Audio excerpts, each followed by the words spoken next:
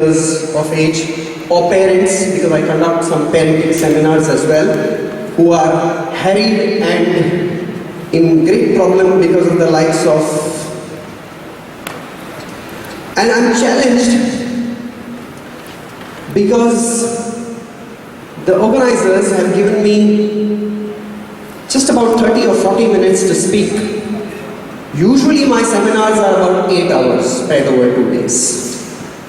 So it is going to be a big challenge to me. And the organizers have just told me that instead of 30 minutes, you can speak for 40 minutes. They want to take some sort of a revenge on you people, so that I can bore the hell out of you in the last 10 minutes. Now since I'm prepared only for 30 minutes, I think if it's cool out here, we'll keep a 10-minute silence. Is that okay? Well, ladies and gentlemen, the real reason that I'm here, apart from being a bit crazy, is that, not that I've come here to motivate you, or because you already are a motivated lot. You wouldn't have been here if you were not motivated. I am the person who's come to ask you why.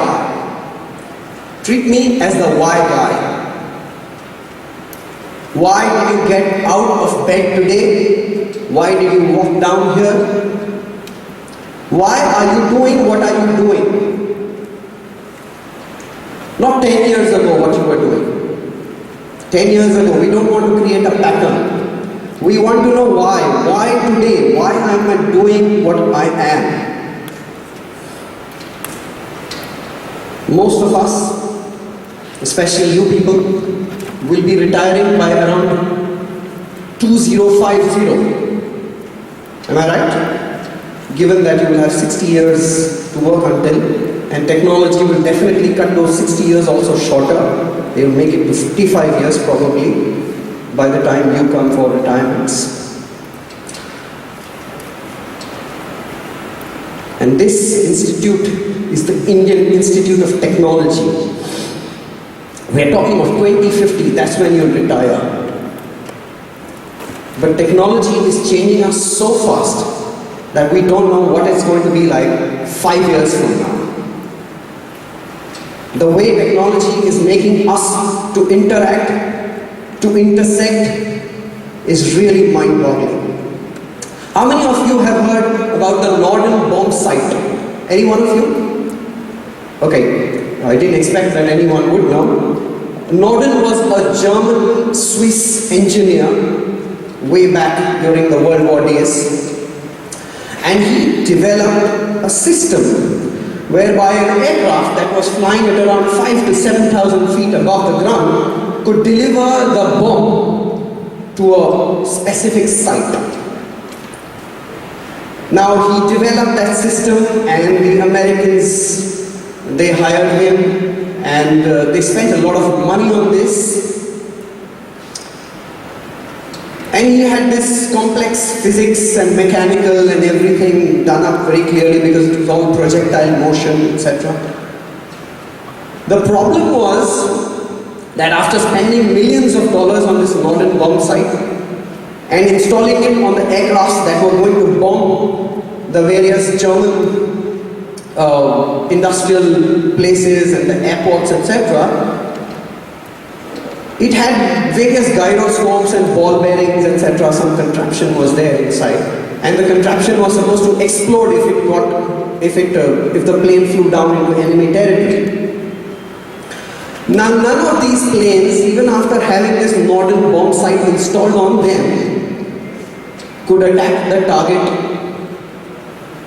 And the Americans later on found out that the Germans already knew about the Norden bomb site. After spending millions and millions on technology, finally you come to know that when you want to bomb and drop a nuclear bomb in Japan, it actually went 8 kilometers away from the place despite having that Norden bomb site installed on that aircraft. And the person who made it, Norden, was a deeply spiritual Christian. He did not actually want to cause harm to people. Cut to the modern day technology. I was just reading a couple of weeks ago that a person has already made a machine gun with a 3D printer. I'm sure you're aware of 3D printers. So this is going to really change our lives, 3D printers. You know, if I want, I can print out anything. I'll just print out a gun. And there you are. The other thing that is going to seriously impact us in terms of technology is GPS. About 12 years ago, GPS was just good enough to sort of tell you, 50 meters here or there. In the year 2000, Bill Clinton signed a certain paper which said that GPS would come down to about a meter or 2 meters. Did you read the Times of India this morning? There was on the second page GPS tracking devices for the elderly. Somebody is making those. But GPS technology is progressing so fast that they are probably going to come in onto millimeter distances. They can locate you and track you on millimeter distances. Sounds good? Yes? Imagine if I were to keep on tracking you, if I were to make, from my imagination, something called a GPS dot. Okay? Like the ladies have a bindi. So I make a GPS dot. It will be very good for a person like me who's growing old. I'll put it on my spectacles because I keep losing track of where my spectacles are inside my house. So I can use my GPS dot to track where my spectacles are. But I'll use the same dot to track where you are going. Sounds scary? May not sound very scary. Google is already tracking all of us. The Google robo out there is already tracking with their algorithms as to what you are searching. And they throw up, what you may have searched even about 10 days ago, they will think that probably you're coming for this as well. Very, very scary. That's the reason I hate algorithms. In fact, I hate logarithms, so what to talk of algorithms. Technology is really going to change the way we interact and intersect with each other. Question is, because you are in the IITs and I'm a management postgraduate student, I've learned how to make money. That's the thing we learn in management. Use technology and make money. Now, how many of you as technologists would love to make money? Say I loudly. None of you? How many of you would, let me put the question again, I'm amazed. How many of you would like to be millionaires?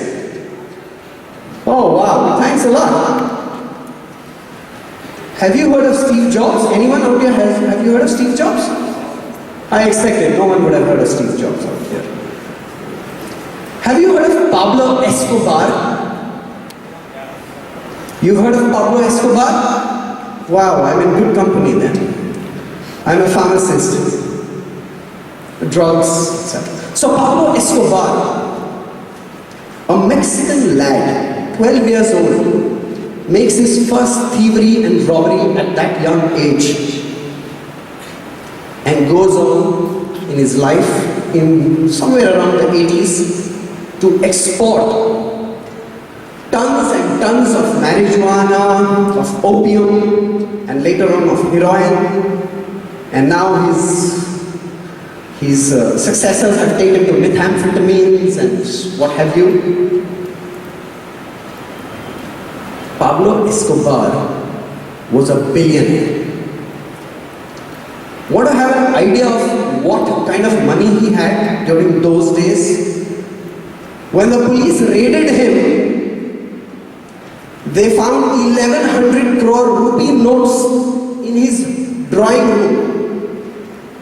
1100 rupee, of course those were dollars. He didn't trade in rupees. I'm just converting those in rupees for your easy understanding. $206 million they found in his living room. Pablo Escobar used to buy rubber bands worth 1.5 lakh rupees every month simply to wrap around the notes that he got. Imagine the kind of money that he had. And with money came in huge amount of intoxication, huge amount of gambling, murder, cruelty, sex, unbridled sex. There was no regulation in life that he followed. Just no regulation. We'll take each of these regulations very briefly. Unbridled sex. I just read before I was coming here. Arnold Schwarzenegger, at the age of 65, is begging his wife to please return and stop the divorce proceedings because he had sex with his maid and had a son there. Very expensive affair to have sex with your maid, especially in the US. Half your property goes to the wife. And Arnie is a very rich man. He was a governor at a given point in time. And do I need to tell you, golf players, I won't name them because I was a fan of this person at a particular point in time. Golf players, the American president, I won't name him because I'm still a fan of this person. Up until an octogenarian politician in Uttar Pradesh, he also had to pay very dearly. He had a son at the age of 82. So you break regulations and there are very serious repercussions. Intoxication, of course, we've been talking since yesterday. Dr. Dalal talked about intoxicants, etc. I told you about my experience since I was a pharmacist. I was very close to drugs. Intoxicants can definitely land you into a territory that will make you dependent upon that substance. There's something called drug dependence, and the drug activity and the intake of drug has to increase more and more. Because I was coming and addressing the IITs, so I was very scared. So I took about 50 sleeping pills before I came here, just to calm myself. Sorry, I'm kidding, I just took 48, not 50. Drugs are something that you will need to increase the dosage by the day. If yesterday you had 1 milligram of dexamphetamine and walked around the campus like a horse, today you will have to have 2 milligrams, tomorrow 3 milligrams. And the same is the case for any drug. And you'll be dependent on this. I don't need to talk much about this. Yesterday it was spoken. And then comes gambling. The biggest gamblers and speculators are the American banks. How many of you have heard of junk bonds and toxic loans out of the housing bonds that the Americans created? Of course, some of the IITs also help them with the technology of getting to know what are derivatives out of nowhere in the air. You get some derivatives and then you sell that to somebody else. And what have they got us into? Into this deep, repetitive cycle of recession and an upcycle and a deeper recession and a higher up and a higher and a deeper recession and a higher up. Why? The Americans simply need to print dollars, boss. They don't need gold to back it up. Because America believes in what? How many of you have read the dollar note very closely? There's something very nice written out there. In God we trust. If you pick up a dollar bill, you will read there, in God we trust. What is the American God? Google, oil and defense. That's their God. It used to be gold, oil and defense. I think since Google is coming up so heavily, I changed that to Google now. So speculation and gambling can lead you to lose everything that you have. There are history records, people like Mike Millikan, he sold junk bonds. He went 30 years jail after that. If you read some of the economics people, you will know Mike Milken was a junk bond trader. He used to sell junk bonds so that people could earn more. There was Nick Leeson. He traded in copper. And his Japanese employer, I believe it was Sumitomo, he gave them a loss of around $1.5 billion around 10 years ago, which was a lot of money at that time. Our own, if you have heard of Harshad Mehta, a big time speculator. And this is because of greed. Somebody from the teams did mention about gambling, where you simply think you will get it back, you will get it back. Way back in 1992, I'm a stock market investor myself, an avid investor. I made some money on the stocks. But in 1992, I was just about starting up, and a friend of mine called me from Calcutta. Those were the days when you could get some IPO shares allotted to you, by some other means. So he told me, you send me this much money and I'll get you the IPO of this particular company allotted. And I sent the money, thinking I would double it. Actually, I made it into a big zero because that person turned out to be a fraud. Now, I knew him through some uncle of mine, and the uncle had advised me something very, very nice, which I have carried in my heart since those days. He said, Ujjwal, if you are getting a real lot for doing just this much, beware, there is something wrong out there. That was the lesson I learned, that gambling doesn't pay, speculation doesn't pay. We come to the last point, cruelty.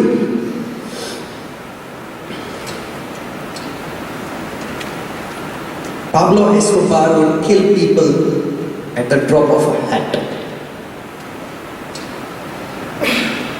He wouldn't think twice. And in this day and age, somehow, we are also tending towards physical, mental cruelty. A very current example is that of the movie that has been made by a certain American filmmaker. It's a very cruel joke upon a certain sect. They have actually insulted the prophet and the messiah of that sect. It's a very cruel joke, and it has been compounded by technology. So cruelty, whether it is in my dealings with you, whether it is dealings with any other person, physical, emotional, mental, it's an amazing no-no. It has to be a regulation for ourselves. So that was Pablo Escobar. He was Robin Hood for some people, but finally died a dog's death. He was shot in the left or the right ear, I don't remember which one. And his empire crumbled. His empire was taken up by some other competitor. They had so much money, they could build tunnels from Mexico to US and smuggle the cocaine with that. When that one tunnel was found out, they built 20 other tunnels. They had submarines, they had 13 Boeing aircrafts with them. That was the kind of money he made. And all got lost in just one bullet. We cut and come to the person who at birth, because of being born from an unwed mother, had to be given away in adoption. The parents could hardly afford his education. And 6 months into college, you all know, he went to calligraphy lessons. In his famous speech in 2005 in Stanford, he says, now I can connect all the dots. Have you heard of this speech, Connecting the Dots? It's very, very famous, given by Steve Jobs. You must go and see it on YouTube. We will come back again and discuss Steve Jobs in greater detail, why he was successful. Of course, the key reason he was successful was that he didn't make us to work for the computers, he made the computers to work for us. He was sensitive. He was sensitive to the needs of users. That is the reason that Steve Jobs was so successful. We'll dig deeper into that just in a while. 2 master lessons. One is the science of achievement. The science of achievement is easy because it is science. There are rules. You can make the codes, understand the codes, follow them, and there will be achievement. Do I need to talk to IITians about achievement? No. They've already achieved a certain thing and they'll probably achieve greater heights. But one of the speakers out here spoke about fulfillment. Now that is an art. There are no written rules out there. Fulfillment, there are no written rules. One of the most amazing statements that I have heard in one of my parenting classes, lectures that I give, this very successful person comes up to me and says, the best gift that I got from my parents was the gift of poverty. I repeat, the best gift that I got from my parents was the gift of poverty. And I was very amazed at this statement. I always thought, give this person the best computer, the best bike that is available, the best clothes that are available, the best hostels that are available, the best institutes that are available. But I hear so many complaints that many of them are going to the rehab rather than creative research and development institutions. They are getting more into problem areas. But the hungry are achieving much more, even though they have been through ultimate pain, spiritually, emotionally, physically, but they have overcome all of this. Biggest example, Oprah Winfrey. Her mother was a maid. And all that the mother wanted Oprah Winfrey to become was a good maid. And Oprah was physically abused, and she decided that I will not take this in. And Winfrey Oprah today is amongst the top 10 billionaires in the US, well known throughout the world. She conducts those talk shows which are very, very famous. So to be significant, we really do not need violence. But violence somehow has got ingrained into us. We need more of love instead of the hurt that goes into relationships and connections.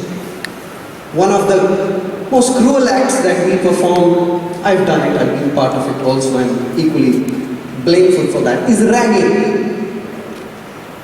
When we rag our juniors. I was also ragged, and somehow I got into the trap. I will rag. It's a very cruel act, really speaking. I hope the seniors are listening and the juniors are by my side. Cruelty is there all throughout history. I read about an Arab king that went to the UK to see what is the latest in execution technology. I hope you understand execution technology. Okay? So he went there and the Englishman was demonstrating the equipment. He said, this is it. As soon as the blade comes off, the man's head is chopped. And it's very quick, painless. So the Arab king, being an Arab king, said, I want a demo. The Englishman said, sorry sir, we don't have anybody to send to the gallows as of now. And back came the reply from this Arab king, take my guard. Can you imagine the kind of cruelty that is there?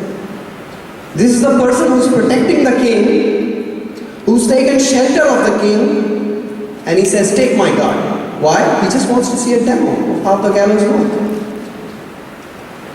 History is, of course, replete with such cruel kings. Basically, where we have gotten on to is that we have become insensitive. Very insensitive. Our personal gains are more important. Close by, there used to live a king called Ravan, and he had a brother called Kumbhakaran, very, very famous brother. What was the one problem with Kumbhakaran? If he was woken up before his quota of 6 months sleep, Kumbhakaran would die, would surely die. It's like if I am interrupted in this talk before my quota of time, I would surely feel hurt. But Ravana didn't bat an eyelid. Wake up the brother and he must go. That was the kind of cruelty. Insensitive means people are functions. Just as we use in our equations, Fn. So people are functions. Use them, drop them. So we've come to learn to love our gadgets and use our friends.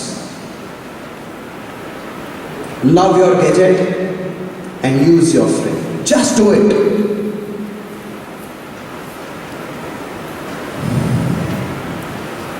People are talked of as hands in factories. It's not people. They are hands. That's it. Their function is a hand. Abortion is called tissue termination. What more cruelty could you do? Famously, I have heard that religion without philosophy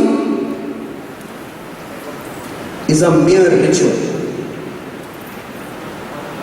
Our so-called going to the temple and doing this karate stroke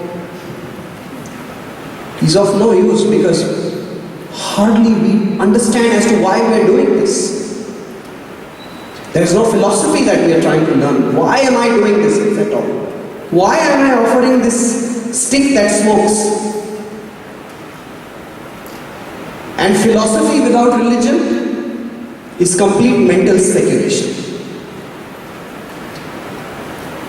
Most famous verse, Aham Brahmasmi. Have you heard of this? Aham Brahmasmi. So you are Brahma, I am Brahma, I am the creator, you are the creator, and both of us are going to fight whose creation it is. So Aham Brahmasmi. I am Brahma. That's my speculation. Because I don't believe in religion. I don't believe who's Brahma, I don't care who's Brahma. I am Brahma. If you are Brahma, bloody hell, why are you suffering here in IIT Chennai? So all of this, as I said, religion without philosophy, ritual. I do it because my mother asked me to. Philosophy without religion, mental speculation.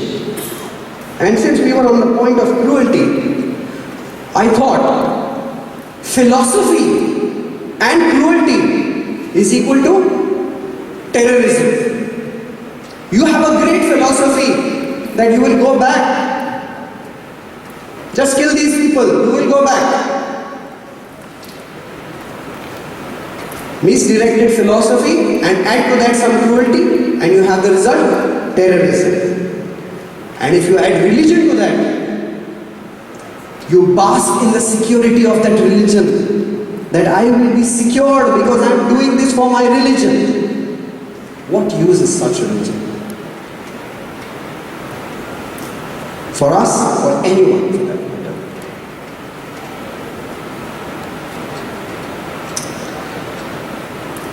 The rich are spending huge. They create Naxalites.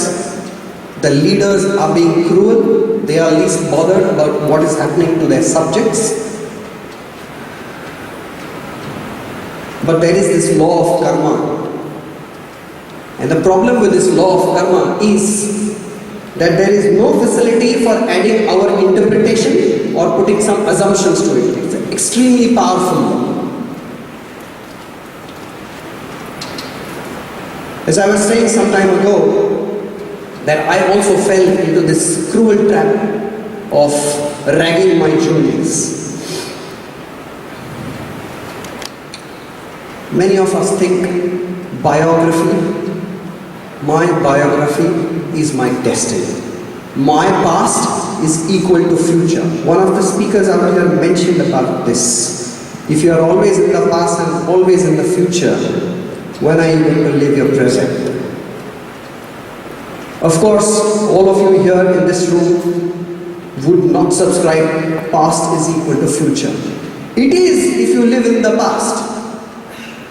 And if you choose not to, it isn't. Simply because I say this many times in classes, simply because my father was a very strict person. He gave me a couple of raps, virtually weekly I would get something like that. But I decided that I would not touch my children. My father was a smoker. Someone mentioned a very poignant story about his father smoking. I'll tell you mine. I started smoking in the 2nd standard. I told this thing yesterday. I started smoking in the 2nd standard. I stole 4 cigarettes from my father, smoked them all at once. And I was stinking all over. And I got 4 raps. And I continued. I said, 4 raps? I better continue this thing. It's thrilling. But then in 1976 in my 10th standard, somehow I left smoking. And 1977, my father also left smoking. So, point is, just because my past was like this, so I'll do this in the future. Please, let's get over this past equal to future and be cruel with people. How many of you think that you have achieved what you wanted to? Say yes. Okay, what are the reasons that you think? Give me a couple of them. Why have you not been able to achieve what you really wanted to? Any reasons, sir? Anything, any reason? Money? Could be one. Anything else? Did any one of you want to become a singer or a dancer? Yes? Nobody from the humanities, is it? I do believe there's one person from the humanities, right? Okay. So what's the reason given often? I didn't have time, I didn't have the money, I didn't have the resources. But remember, resources and resourcefulness are 2 different things. If you have the will, the resources will come. If you have the will, the creative resources will come to you. So ladies and gentlemen, I will now start about today's topic. Is that okay for you? Because I'm an 8-hour speaker. Unfortunately, half an hour is required for introduction for me. A particular author. Why do you switch off the phone? No. He's very intelligent.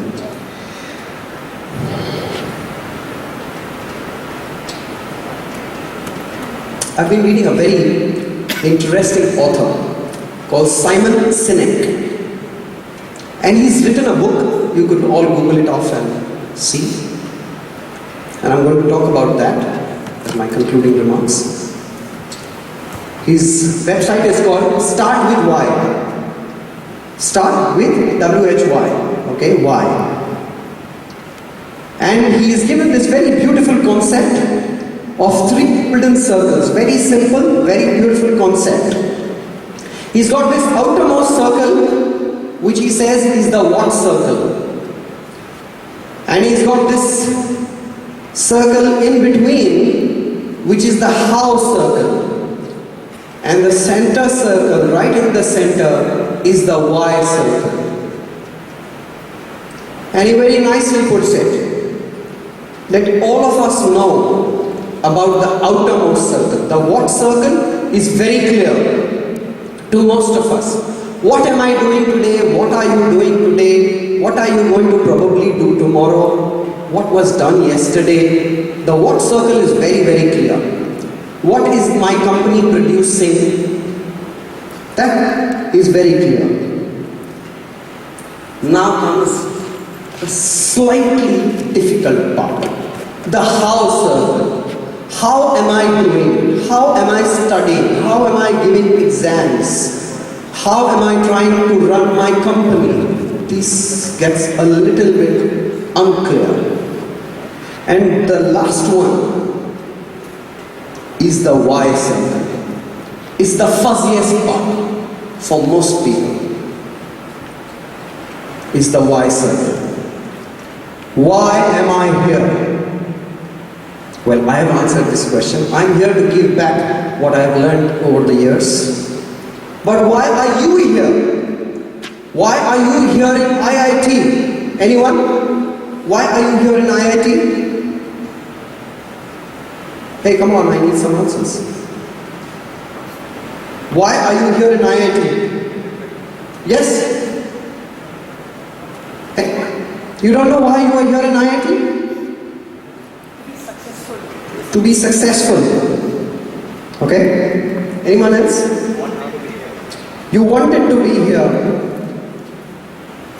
All this successful, wanted to be here to gain knowledge. None of you want $1 million jobs, is it? So I'll let the recruiters know that this batch of IIT doesn't want $1 million jobs. I'm sure you want to here also for the money that comes with it. But none of this is the why. None of this is the real why. This is what you will get by coming to IIT. This is the result. Money and importance is the result that you will get by coming to IIT. You still got to go to your hostel rooms and dig deeper why you are here in the IITs. Why you are doing what you are doing. Why do you get out of bed today? Surely you've read about the sales of the latest iPhone. Any figures on how much did it sell in the first 3 days? First 3 days, what was the sales of iPhone? How many pieces? 1 million? Jara boli aage badhao. 2 million pieces, 20 lakh pieces sold in 3 days as if there was no tomorrow. People were queuing up outside. As if there is never going to be an iPhone available probably after 7 days. And the deliveries are going to start. They haven't as yet started so much. I think probably all of you, at least you and me, will remember that this was the situation with Bajaj scooters in the 60s and the 70s. And with Fiat cars. If you wanted a Bajaj scooter 10 years from now, then you book now. He's booked many Bajaj scooters like that. But in this day and age, what's the real difference? iPhone, Samsung, HTC, Dell, HP, they all have touch phones, boss. They all have a glass on top there. They all have good software there. But the iPhone books 2 million pieces in 3 days.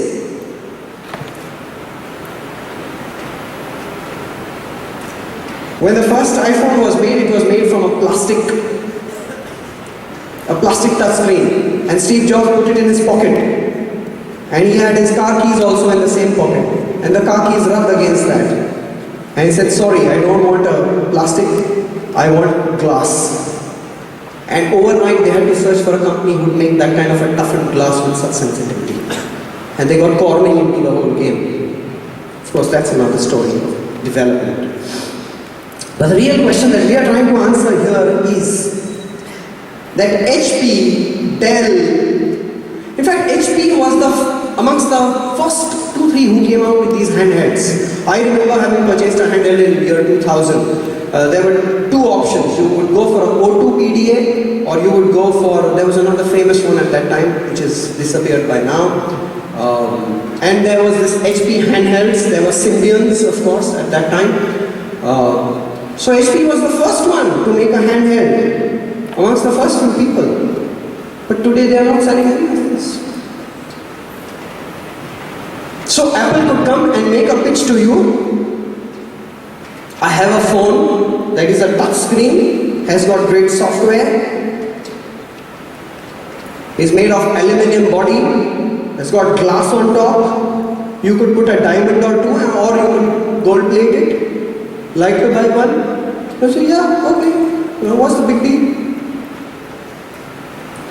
Now let's go to the example that Simon Sinek tells us of starting from the why. What I told you was about the what. I have a product, clear water, good bottle, good price, like to buy. Not very inspiring. But Steve Jobs went the other way around. He said, Apple believes in challenging the status quo every time. And you as a user should have an exhilarating experience. That is our why. We believe in challenging the status quo every time. And the what and the how is, we work on the hardware, we work on the software. And the what is, I have an iPhone, like to buy one? Sounds very different, because here my user exhilaration is involved. It's not about selling a product, it's about you. I have run out of time, I know that. Do you want me to continue, or you would like to give me a standing ovation? Since you're not giving me a standing ovation, I'll continue and trouble you for some more minutes. There's a very famous example within our own country.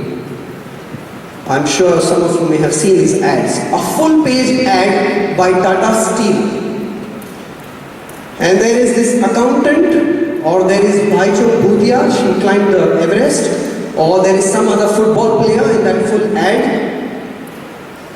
And the whole ad talks about this person, just this person. And right below there is a small line, we also make steel. Do you get the reason why Tata Steel in Jamshedpur has never had a labor problem? Because for them steel was the what. That is the what. Why are we into it? We are into it for the people. If any one of you has got a chance to go to Jamshedpur, you will see that city is beautiful. It is that city is managed by the Tatas. They don't have a separate governmental municipality or something of that sort. The city is managed by the Tatas. So their why is people. God bless the Tatas. Another example that Simon Sinek talks of is of Martin Luther King. We all know there was no internet or Facebook at that time that you could assemble people. But 250,000 people came to attend Martin Luther King's speech. Similarly, Gandhiji out here, he inspired people because he had the why correct. He had a long-term vision of the state of his people, of his surroundings, of his environment, of his world. How many of you have heard of the Wright brothers? Anyone? Acha, sorry, it's the IIT that I'm talking to. How many of you have heard of Samuel Pierpont Langley? Even I have tough times pronouncing this name. Okay, Samuel Pierpont Langley. Here's the story. Samuel Pierpont Langley was a very, very influential professor. He had a chair in he had a chair in Harvard and some association with Smithsonian. He knew all the scientists that were to be known, and he had conducted many experiments about manned flight. This is the year 1898 that I am talking about. Samuel Pierpont Langley. And the American government especially the defense forces, were thrilled. If we could have a manned flight, that would be great. So they gave Samuel Pierpont Langley $50,000 plus $20,000. A lot of money at that time. So he had the money, he had the connections, and the New York Times, the media would follow him everywhere. So he had all the resources that were needed. We just spoke about this issue some time ago, having all the resources that you need. Just about 100 miles away in Denver, Ohio State, I believe. Denver is in Ohio, I'm not so sure. Yeah, Dayton, Ohio. There were these two brothers. They didn't have any education, formal education for that matter. They were Orwell and Wilbur Wright. They ran a cycle shop, but they believed that if we could take this manned flight, it will change the whole world. And every time they would fly, they would have failure. 5 times they would fly and they would have 5 times failure. They had to sell their cycle shop, they had to sell their cycles, etc. But in 1902 December, they ran the first manned flight. 1902 or 1903? 1903 December, they put the first manned flight and they were very successful. The New York Times didn't follow them. They didn't have the money, they didn't have the connections, they didn't have the education. But they did it because they believed that the why had a very large purpose. The entire team believed in their why.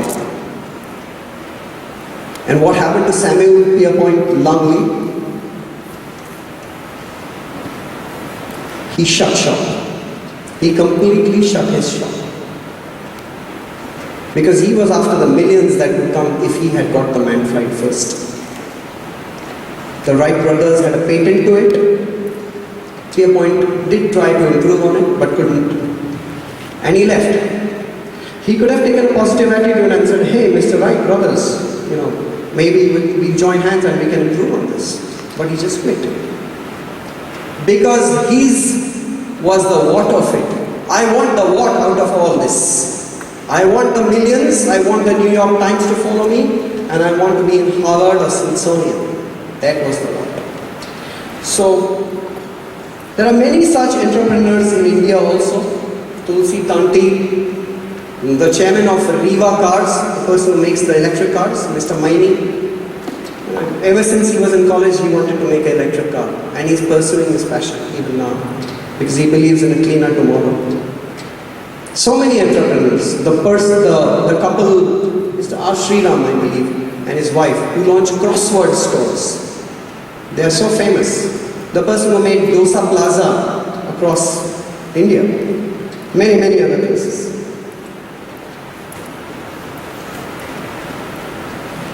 How many of you are interested in Formula 1 racing? Cars?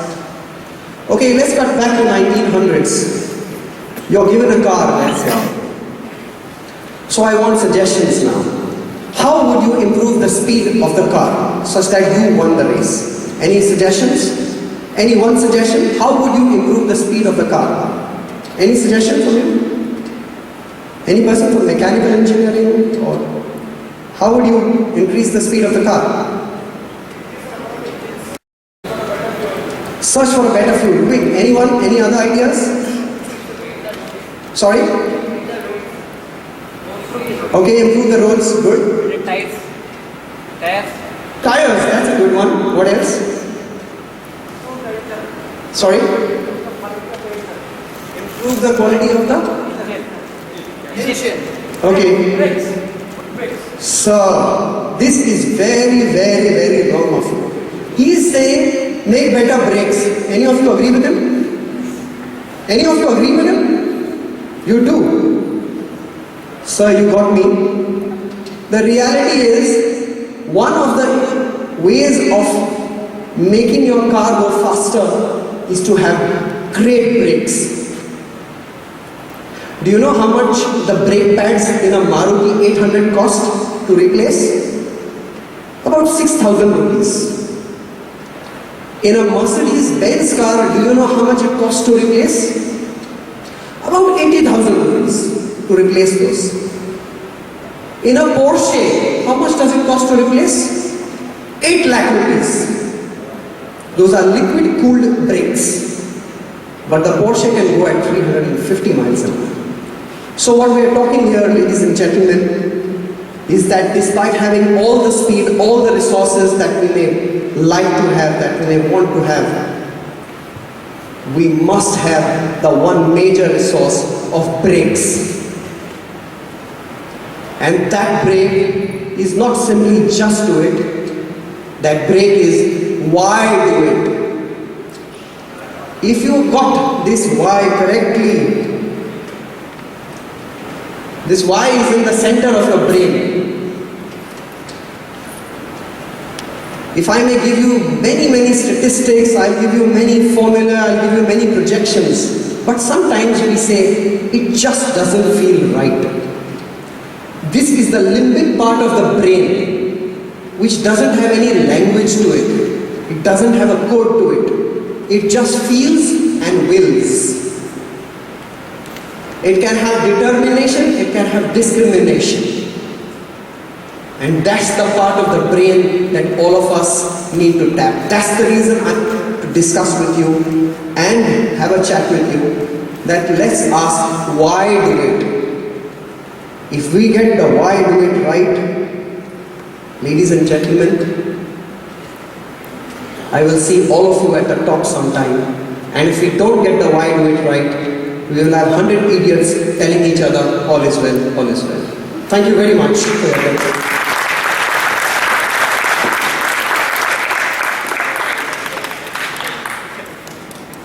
I would love to have questions, but time is not on our side.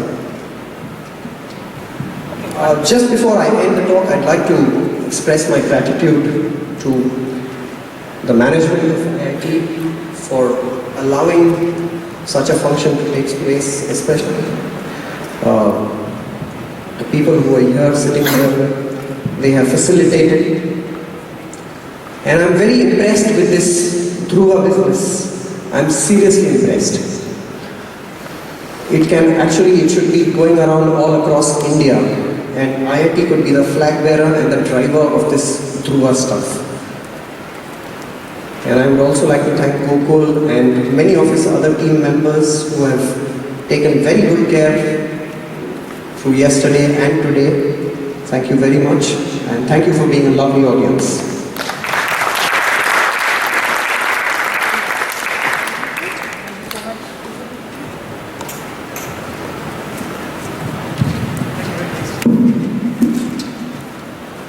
Thank you very much, Mr. Ujjwal, for such a wonderful speech and concluding talk. So, I am very sure that all the participants are just waiting to know the results. Should I release? Yes. All right.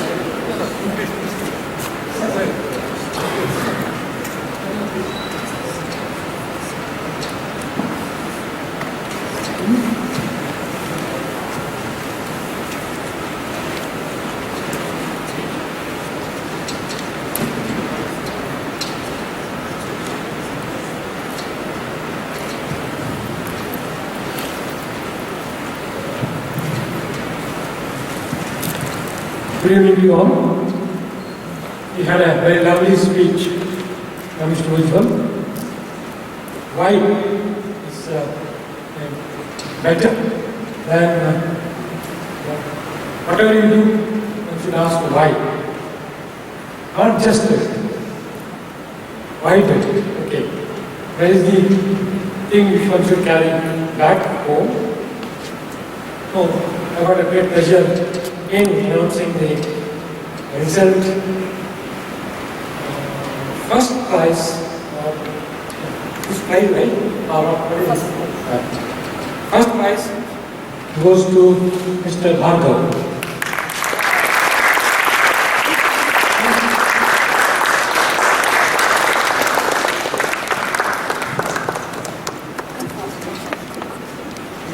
prize now?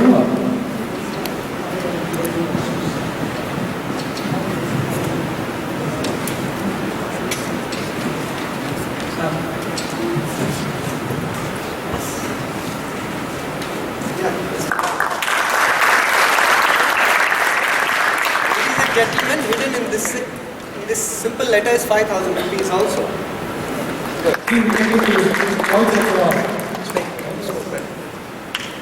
Second prize is Swati. 2,000 rupees.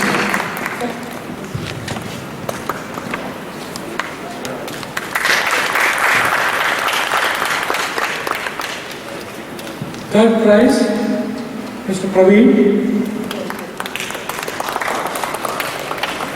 Mr. Praveen. Is it?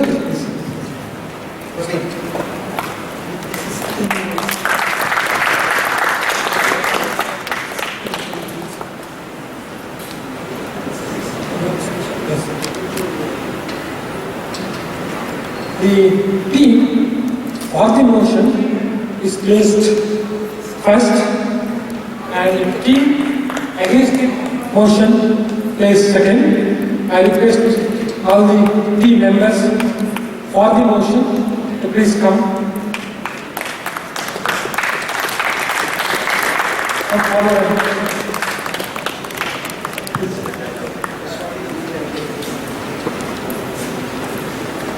And team against the motion.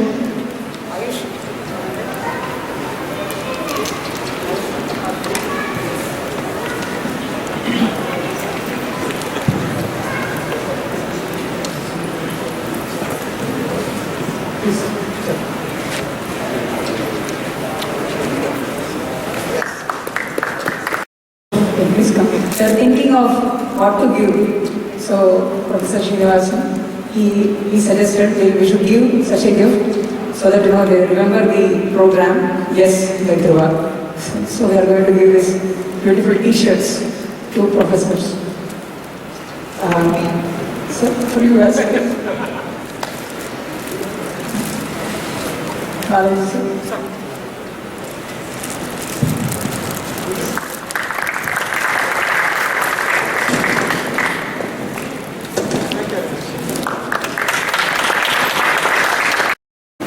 Small token of gratitude.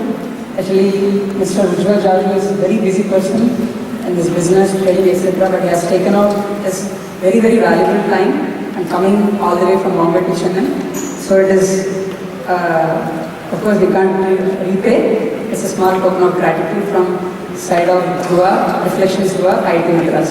So please hand it over to him.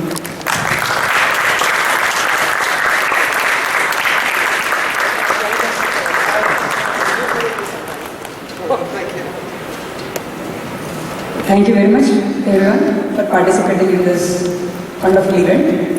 So, I hope all of you have got Dhruva membership brochures. If you want to be part of Dhruva, outside we have membership stall. You can go and please fill membership forms. There's going to be a beautiful show here, musical concert, Indian Raga. Meanwhile, you can just go out and refresh yourself up and again come back and stay. So we'll start by 6:10. Please do come back by 6:10. In the beginning, we are going to speak about the Yes Patron, who has helped us making this event possible for 5 to 10 minutes, and then we'll start on with the program. Thank you very much.